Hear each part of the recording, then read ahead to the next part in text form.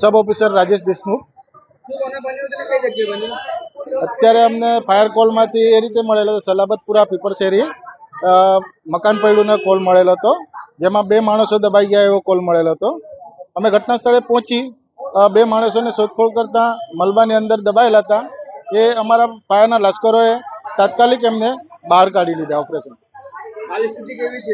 હાલની સ્થિતિ મકાન ઉતારવાની કામગીરી ચાલુ છે। અંદર 2 જ માણસો દબાયા હતા એમ મળે।